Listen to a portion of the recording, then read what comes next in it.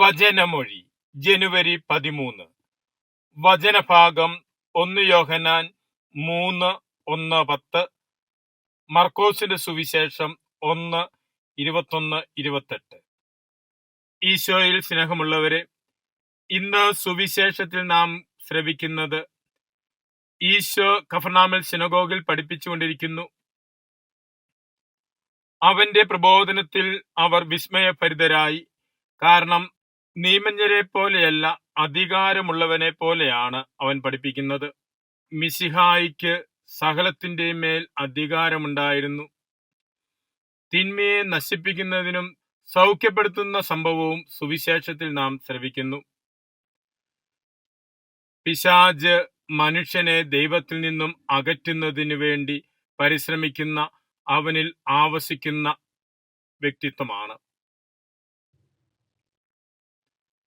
പിശാചിൽ നിന്നും വിമോചിപ്പിച്ച് മനുഷ്യനെ സ്വതന്ത്രമാക്കുവാനായിട്ട്, ദൈവമക്കളാക്കുവാനായിട്ടാണ് മിശിഹ വന്നത്. ഈശോയെ തിരിച്ചറിഞ്ഞ പിശാച് വിളിച്ചു പറയുന്നുണ്ട്, നീ ദൈവത്തിന്റെ പരിശുദ്ധനാണ്, ഞങ്ങളുടെ കാര്യത്തിൽ എന്തിന് ഇടപെടുന്നു? കാരണം ഈശോ കൽപ്പിച്ചിരുന്നു ആ മനുഷ്യനിൽ നിന്ന് പുറത്തു പോകാൻ. പാപത്തിന്റെ അന്ധകാരത്തിൽ പൈശാചിക ശക്തികൾ കടിമപ്പെട്ട് കഴിഞ്ഞിരുന്ന മനുഷ്യകുലത്തെ വിമോചിപ്പിക്കുവാൻ, സത്യദൈവത്തിൽ നിന്നും മനുഷ്യകുലത്തെ അകറ്റിയത് തെറ്റായ പ്രബോധനങ്ങൾ നൽകിയ പിശാചും പൈശാചിക ശക്തികളുമാണ്. തിന്മയുടെ ശക്തിയെ പരാജയപ്പെടുത്തുക എന്നതായിരുന്നു മിശിഹായുടെ മനുഷ്യാവതാരത്തിന്റെ ലക്ഷ്യം. ഇന്ന് നാം വായിച്ചു കേൾക്കുന്ന ലേഖനഭാഗത്ത് യോഹന്നാൻ ശ്ലീഹായും പറയുന്നുണ്ട്, നാം ദൈവമക്കളാണ്. എന്നാൽ ദൈവമക്കളായിരിക്കുന്നവർ പാപം ചെയ്യുമ്പോൾ ദൈവത്തിൽ നിന്നും അകന്നു പോകുന്നു, പിശാചിന്റെ അടിമത്തത്തിലേക്ക് വീണുപോകുന്നു.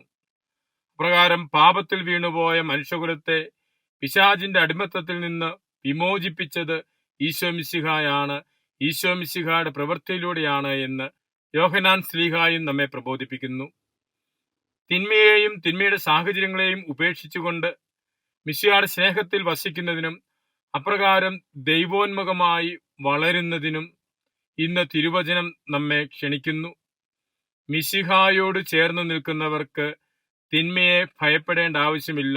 കാരണം തിന്മയുടെ മേലും അധികാരമുള്ളവനാണ് മിശിഹ.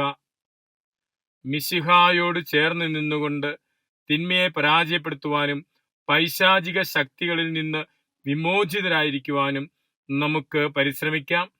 ദൈവകൃപ പ്രാർത്ഥിക്കാം. മിശിഹ നമ്മെ അനുഗ്രഹിക്കട്ടെ. ആമേൻ.